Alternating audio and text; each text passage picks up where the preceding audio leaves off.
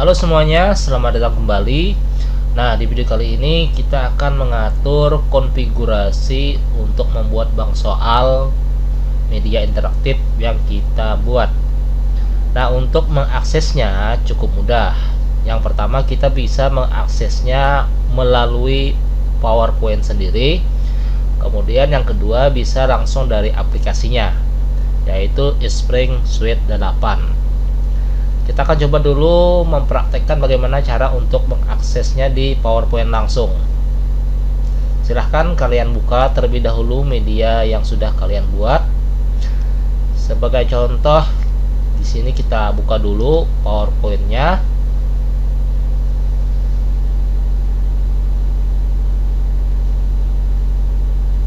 Oke, sebagai contoh yang seperti ini ya. Selanjutnya kita buka Spring Suite 8. Nah, di sini ada quiz. Langsung aja kita klik. Maka nanti Spring Suite-nya akan terbuka secara otomatis. Kita tunggu aja.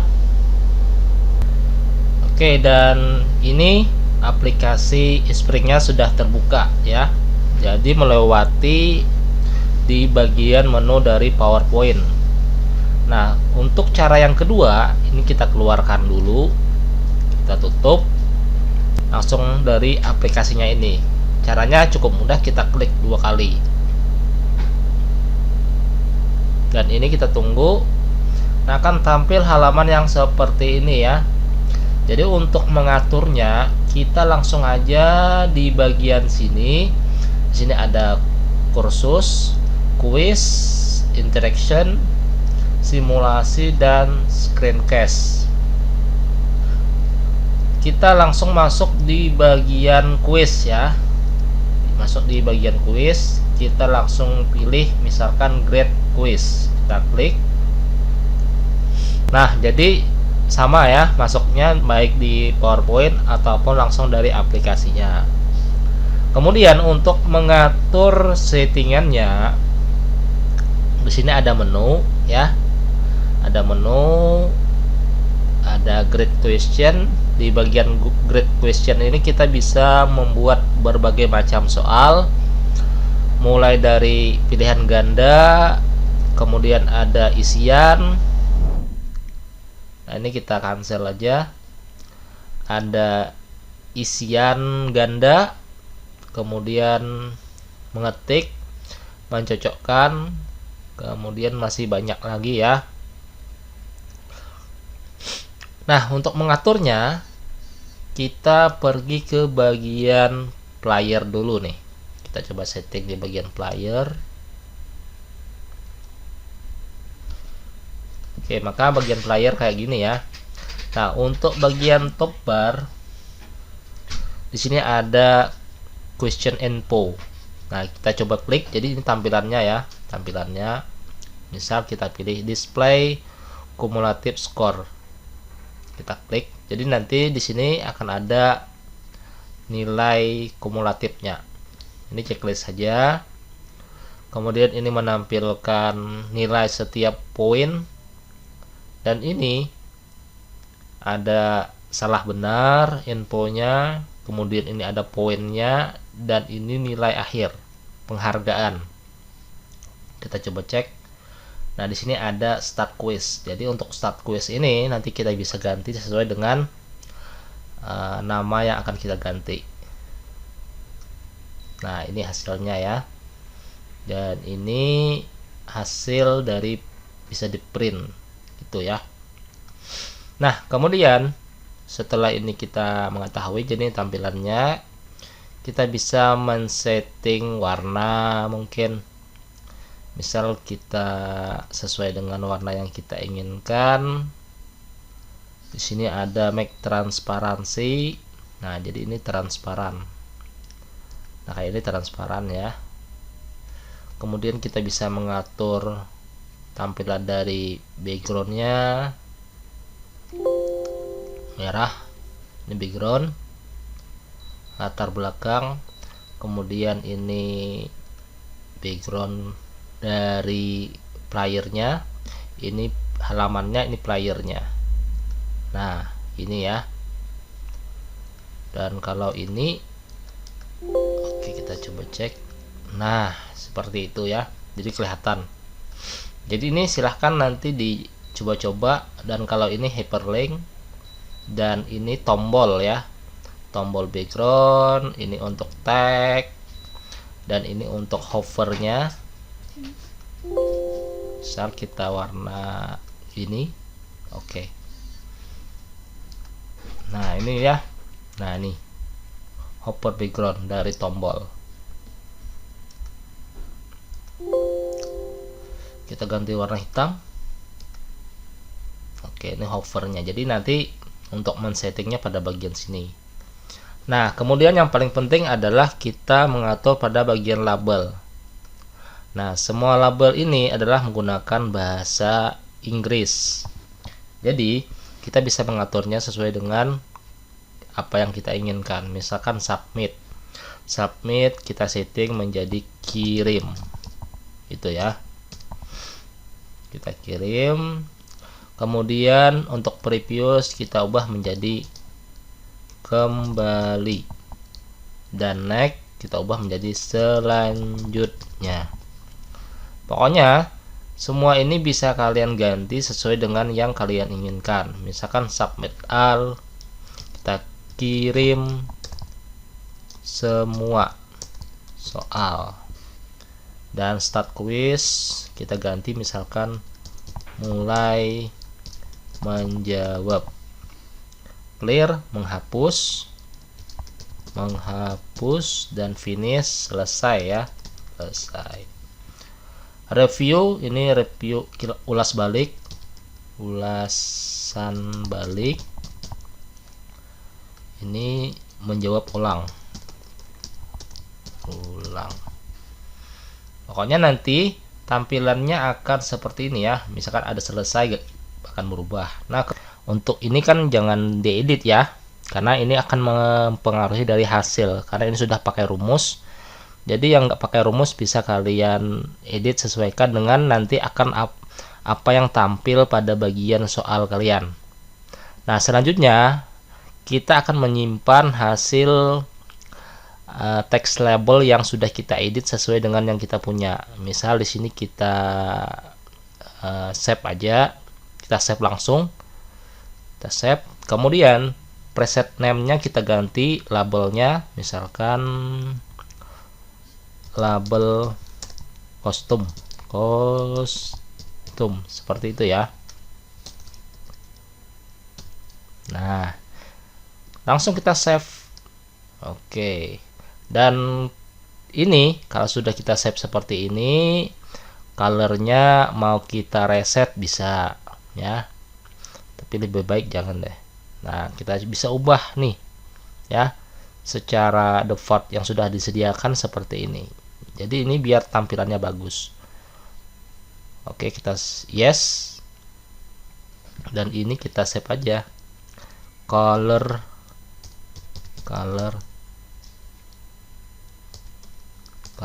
preset. Oke, dan kita save.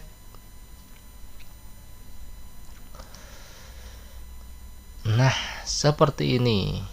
Kemudian langsung kita apply dan close. Oke. Selanjutnya kita bisa setting pada bagian properties. Nah, ini ya yang paling penting. Oke, di sini ada menunya. Ada menu main, ini yang utama. Di bagian main ini kita bisa mengatur judul kuisnya apa, soalnya ya. Kemudian kita bisa menentukan ukurannya berapa yang kita mau ya, ukuran dari desain soal.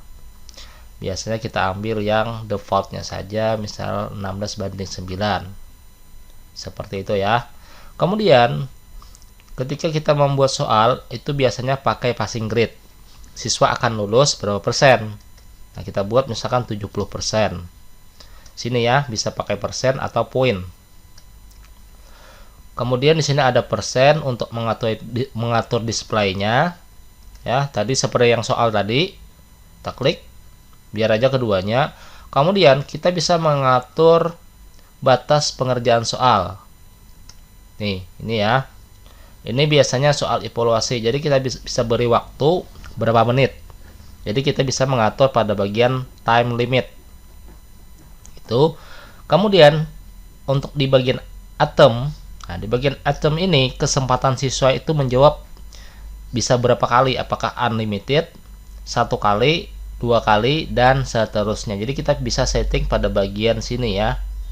Misal kita pilih unlimited tanpa batas ya. Jadi siswa bisa beberapa kali menjawab soal. Kemudian di bagian ask for question taker information, kita klik. Nah, kita bisa coba customize. Nah, di sini akan ada perintah ya, ketika siswa akan mengerjakan, nanti siswa bisa menginput nama mereka, bahkan kelas mereka. Kita coba buat di sini adalah mandatory. Oke, di sini kita karena ini belum nggak bisa diganti. Nah, ini yang lain kita hapus dulu deh. Ini kita hapus karena kita tak terlalu penting. Misalkan ini kita ganti misalkan nama ya, nama lengkap. Oke, kemudian kita buat di sini, kita ganti menjadi kelas. Selanjutnya yang tidak penting kita hapus. Caranya kita klik. Nah, di sini ada nggak hapus. Nah, ini hapus ya. Hapus. Yang tidak penting kita hapus saja. Oke.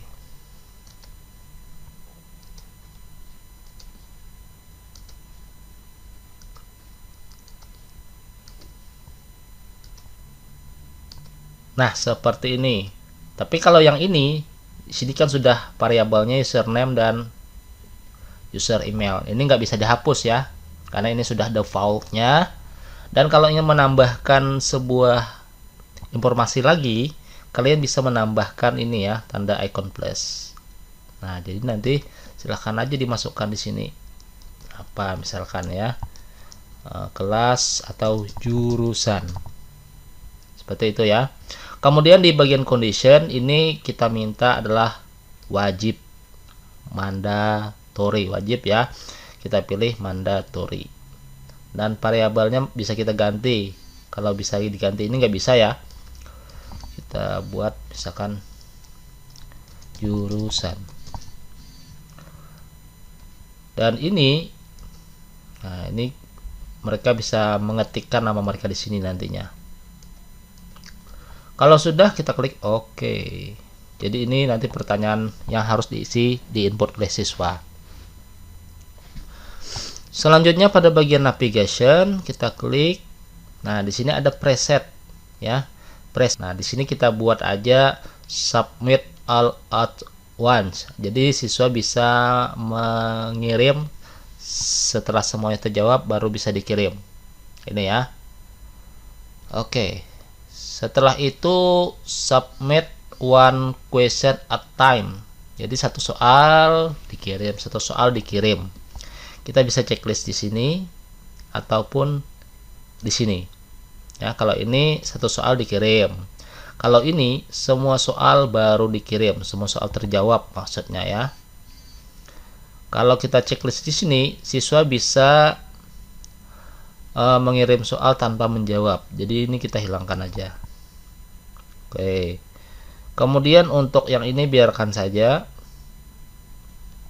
Atau mau misalkan di klik bisa ya. Kita pilih semua dan shuffle question from the selection group. Jadi dia akan mengacak semua pertanyaan. Nah, seperti itu ya. Di sini ada random.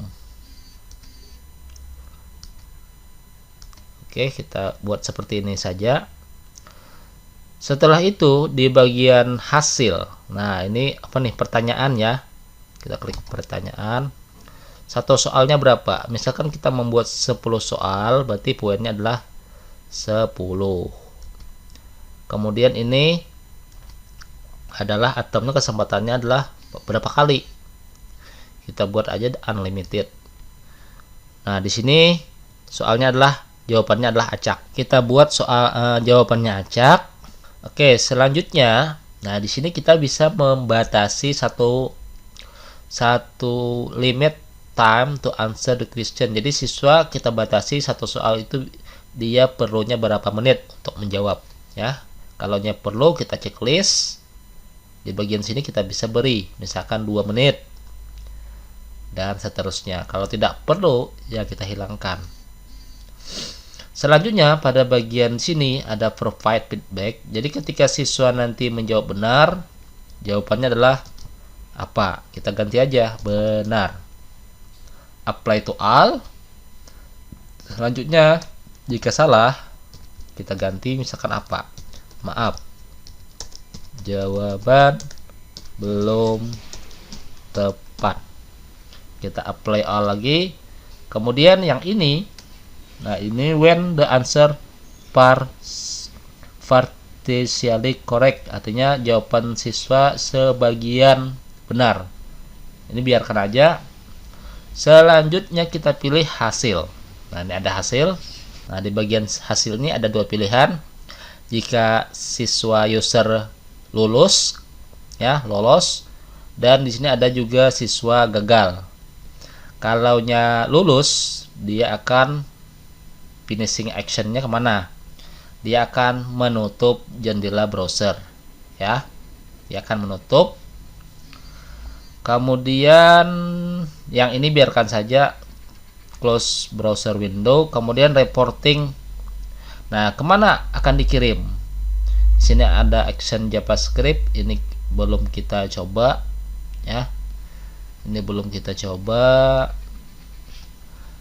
Kalau mau kirim ke email, langsung aja nih send to email. Kita klik emailnya kemana? Jadi masukkan aja, misal creativemedia@gmail.com.